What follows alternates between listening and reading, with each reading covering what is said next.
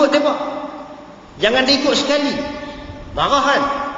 Macam itulah kemarahan. Pasal apa? Yang nak diikut itu benda bencana. Yang nak diikut itu benda murka Allah. Yang nak diikut itu benda yang hanya menzalimkan diri sendiri dan kesudahannya tak baik. Maka bila kita baca Quran, Allah Ta'ala sebut jangan ikut jejak. Macam itulah. Kita bagi bapa marahkan anak, kita bagi orang ketua jabatan marahkan pekerja kita. Jangan buat begini, jangan malas, jangan lambat, jangan ponteng. Macam-macam kita kata. Posisi itu dengan kesungguhan. Maka Quran sebenarnya lebih bersungguh daripada itu. Jangan. Dan kita kaitkan balik dengan yang pertama tadi. Jangan haramkan apa yang Allah Ta'ala sudah halalkan. Tuan-tuan yang dirahmati Allah Subhanahu wa Ta'ala. Karena itu, kalau boleh kita simpulkan di sini, buatlah ketaatan. Kata Ibn Katsir, maksud ayat ini ialah buatlah ketaatan dan jauhkan diri daripada apa yang disuruh oleh syaitan akan kamu. Jangan kamu ikut apa yang syaitan suruh kamu buat. Tuan-tuan yang dirahmati Allah, tak cukup sekadar itu. Tak cukup takat itu. Allah Ta'ala sambung lagi perkataan. Kalau kita baca ayat tadi 168, dia akan berhenti di situ. Jim. Waqaf tu jim. Maknanya waqaf jaiz. Berhenti tak apa, sambung pun tak apa. Tengok muka surat 41 kan. Nampak? Kita dah berhenti, katalah kita berhenti. Pasal tu tuan-tuan, bila baca Quran, kita faham makna, kita tahu intipati tu, kita berhenti tu sedap. Bukan main berhenti ikut suka kita lah. Kita tahu tempat mana kita nak landing, bagi dia berhenti, makna tak lari. Dalam bab ni kita berhenti sini. Okey. Habis dah takat ni. Jangan ikut syaitan. Tak kita tanya, pasal apa tak boleh ikut syaitan? Kita mungkin tak tanya, kita besar, kita tahu dah. Cuba tanya anak-anak kita umur 3-4 tahun, baru tadika, baru masuk prasekolah tu. Pasal apa? Dia kata tak boleh ikut syaitan. Kalau kita beritahu syaitan jahat, syaitan mengerikan, syaitan menakutkan. Oh, dia tak. Pasal tu tak boleh ikut syaitan. Allah Ta'ala nak terangkan benda tu kepada kita dalam bentuk yang lebih jelas. Allah terangkan, innahu lakum aduwwum mubin. Sesungguhnya syaitan itu bagi kamu adalah suatu musuh yang nyata. Bukan kata sekadar musuh, tetapi musuh yang nyata. Ayat ini menerangkan tentang kedudukan syaitan di sisi manusia.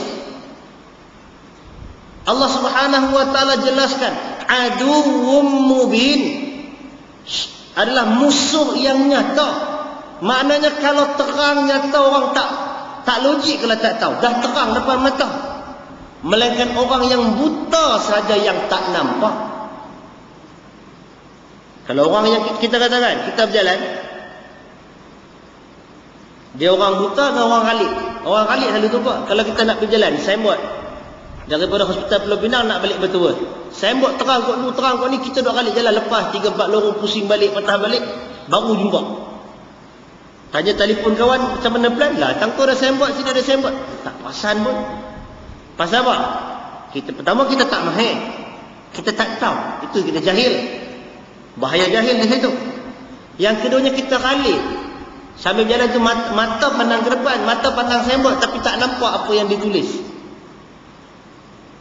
Yang ketiga memang orang tak nampak langsung. Sedangkan tanda kita kata signboard jelas, kita kata. Lain kalau signboard tempat kita ni tak jelas. Kalau malam memang orang sesat, orang first time memang sesat. Nak kena bagi besar 10 kali ganda ni. Yang ni tak boleh kata jelas, melainkan orang yang tahu saja. Pasal makam dia tinggi sikit kan. Cuba bayangkan, innahu lakum aduwwum mubin. Allah Ta'ala habaq kat kita bukan hari ni, bagi tahu sejak turun ayat ni. Kalam Allah yang azali, Allah sebut syaitan musuh kamu yang nyata. Jadi orang yang tak nampak, orang yang ikut jejak syaitan ni tadi, orang yang tergamak nak berkawan dengan syaitan tu tadi, atas beberapa sebab tadi. Pertama pasal dia tak tahu baca. Kalau signboard kita mungkin tak tahu baca. Dia jahil, dia tak perasan, dia Ghalib leka. Mana leka? Leka dengan dunia hati yang banyak. Leka sampai tak tahu syaitan tu musuh. Yang berikutnya dia buta. Dan kita bimbang, buta mata hati. Sampai tak boleh beza antara syaitan dengan bukan syaitan. Sampai tak boleh beza yang mana musuh, yang mana kawan. Hanya kerana mementingkan kepentingan peribadi dan kepentingan dunia. Kerana itu, tuan-tuan buka. Hari ini kita sekali lagi kita nak train, kita nak exercise. Buka surah Fatir ayat 6. Kita tengok status syaitan. Kadang-kadang dia sebut syaitan, kita tak tahu apa yang Quran kata tentang syaitan. Bukan nak pesakkan syaitan, tapi nak kenal apa yang Quran sebut. Buka muka surat 695.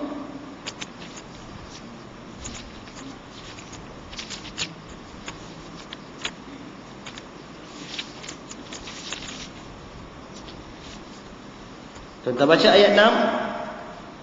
Allah Ta'ala berfirman, Inna syaitana lakum aduwwun fattakhidhuhu aduwwa innama yad'u hizbahu liyakunu min ashabis sa'ir.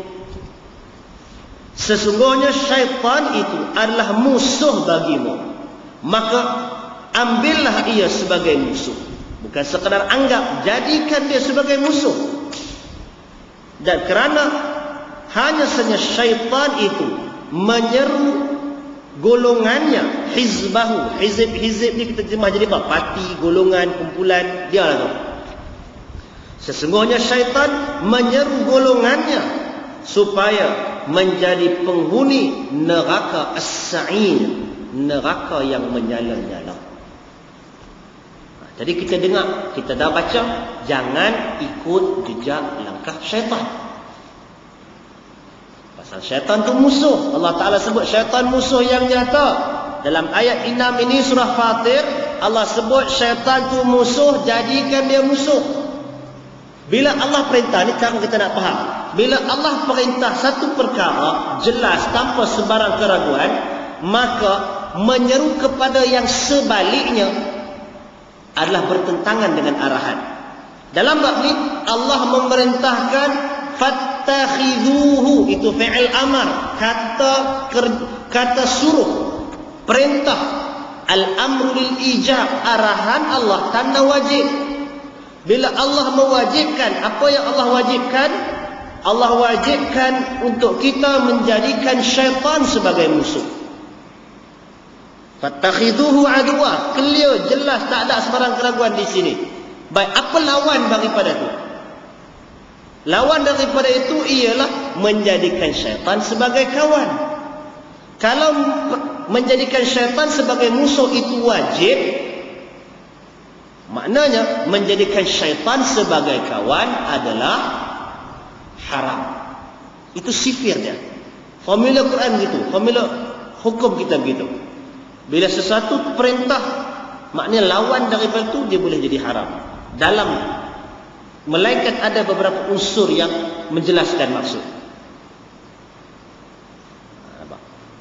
Dengan itu, kalau begitu juga, kalau perintah menjadikan syaitan sebagai musuh itu wajib, melarang untuk menjadikan syaitan sebagai musuh juga haram. Ini cara kita nak faham. Baik.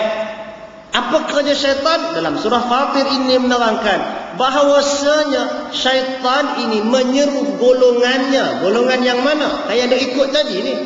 Hizbahu itu siapa? Orang yang mengikut khutuwati syaitan tadi ni. Kemana nak bawa jejak yang kita cerita tadi teragak-agak? Nak pi ke tak pi ke? Nak ikut ke tidak ni? Ya Allah kata jangan ikut. Kita nak jalan juga. Nak bawa pi ke mana ni? Ayat 6 surah Fatir menerangkan nak bawa kepada as-sa'ir, untuk menjadi ashabis sa'ir, liyakunu min ashabis sa'ir, supaya mereka yang ikut itu menjadi penghuni neraka yang menyala-nyala. Tuan-tuan, kalau bayang benda ni, kita boleh bayang, imaginekan tak mana pergerakan kita nak pergi mana ni. Kita tahu jalan kita yang kita tempuh selamat ataupun tak selamat.